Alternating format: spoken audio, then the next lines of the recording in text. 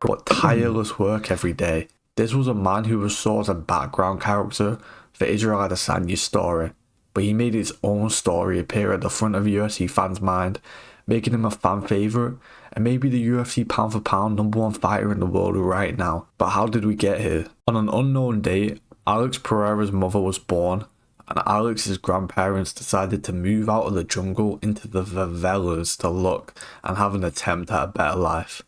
And when Alex was born, even though his family was no longer in the jungle, he was raised to be aware of his culture, and this would have a big impact on Alex's life. Alex would be in school until age 12, where he would decide to leave for aspirations to work. Being in such a poor part of the world, in the favelas, any money could help at all, and Alex was determined to help family. When looking for work, he would find a small haven in the mechanic's workshop, for which he worked 12 hours a day. But obviously, him being 12 years old, working around grown people, he was influenced by his colleagues. He began drinking at just age 12 and eventually became an alcoholic. At this point, a world of alcohol and bad routines entered Alex's life. A litre of rum a day is what Pereira began to have. This continued for many years, 9 years to be exact, when Alex turned 21. He was unhappy with his life and the direction it was heading. He found himself walking into a kickboxing gym for the first time. It was a decision that would change his life, and in the process in the gym, he would be given his legendary nickname, Poatan, in Brazilian's native Tupi language. Po means hand, and Atan means something solid, dense, like stone. Pereira's nickname, Poatan, kind of translates to stone hand, also hands of stone, which is a very fitting nickname.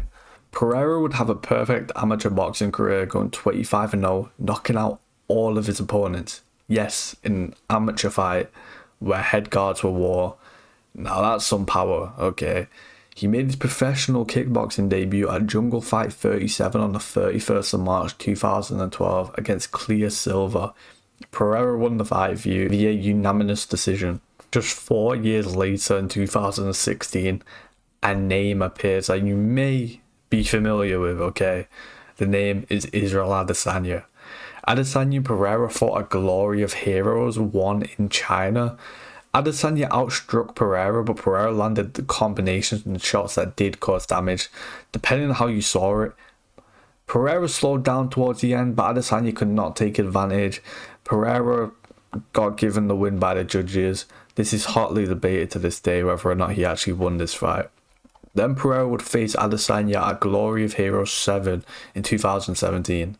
In Pereira's hometown in Brazil, Adesanya was the aggressor to open things up. The Nigerian had Pereira by the ropes in the second round, and it looked like he was ready to get revenge.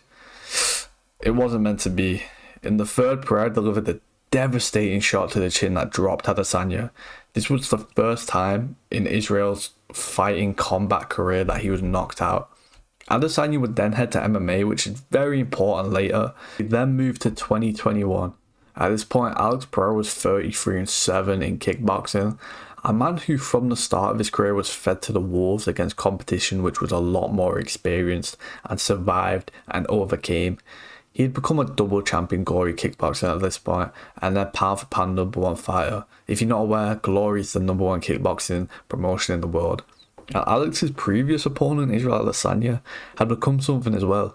The biggest UFC star since Conor McGregor, and a champion who would end up commenting on Pereira. Earlier on, I had a fight night where kickboxing fight. People were like, "Oh, you know, if you leave it to the judges." That was the Glory World Title fight. People, and I won that fight, but then I didn't finish the guy. People were like, "Oh, well, that's what happens when you leave it to the judges." But that's easier said than when you're actually in the fucking ring trying to do the work. But then, yeah, this fight I fought and I got knocked out. My first and only ever knockout loss, and then my only back-to-back loss as well. So for me, it was a lot of learning. But I'm glad it happened because I wouldn't be here where it was. And even the same guy now he watches all my fights, and every time I fight, like clockwork, he'll try and put something out like, I beat this guy. But I've never ever watched any of his fights, ever. So at the end of the day, no one knows who the he is. And he's gonna be that guy when I'm world champion, when I'm a legend. He's gonna be at some pub, talking some shit about, I beat that guy one time, trying to get a dick sucked from a crack whore or some shit. Now, sadly, this did have some truth to it. Not the crackcore bit, okay, don't worry about that. But sadly, a great sport like kickboxing isn't even near mainstream. Where the UFC is kind of on the outskirts, kickboxing is nowhere to be seen. No matter how good you become or how dominant you will be, you'll only ever be known by hardcore kickboxing fans. But Alex didn't mope, he didn't sulk. He decided to retire from kickboxing and go to MMA, where after a very short MMA career, he would go 3-1 and the UFC would sign him. Now, we all knew the UFC's plan from the start. It was to push this fight, but for that to happen, Alex would have to live up to the expectations that were put on him. He would only need 3 fights, but in his last one he knocked out future UFC champion Sean Strickland, and now Alex was next to fight Israel, who is currently on 5 successful title defenses and top 3 pound for pound. Alex was the underdog, and even I picked against him at the time. And at first, it didn't look good. At the end of the first round, Alex was nearly KO'd. He was wobbled really badly, about as bad as you can be wobbled without doing the chicken dance. And headed into the 5th, Alex lost practically every round, but he would overcome. I KO Izzy in the 5th, becoming champ and going against all the odds. Now he was the champ, and in their 4th fight, he was the guy, not Izzy. This would be Izzy's night though. After Alex won the first and was winning the second, he'd be put out cold bad. It looked really bad for Alex here. Izzy had KO'd him, the UFC didn't seem interested in a trilogy, and he was struggling more and more every time he had to cut weight. So he made a decision to move up to light heavyweight. In Alex's first fight at light heavyweight, he would fight Jan Blachowicz, a guy who actually fought Israel Adesanya about 3 years prior and dominated Israel, winning every single round. Now this fight would be quite interesting as it was a pretty even fight, but in most people's mind, Pereira had won the fight.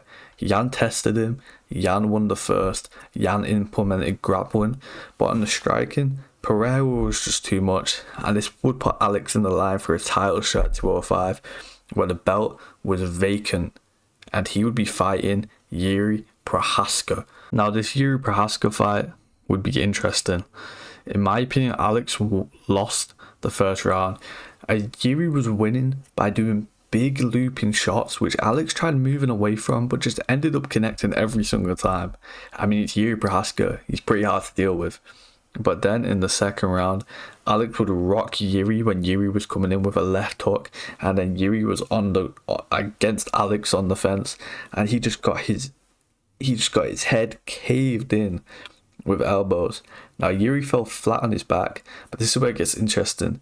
Yuri woke up, and this was a hotly debated stoppage at the time, if it should have been stopped or if it shouldn't have been. But either way, that was that fight done, but there was some controversy behind it. Now, UFC 300 was coming around about this time, and we had no clue what the main event was going to be. Here comes Alex Pereira to save the day. He would fight Jamal Hill pretty last minute for the main event at UFC 300, and there was some moments leading up to this fight. Jamal Hill was so unlikable.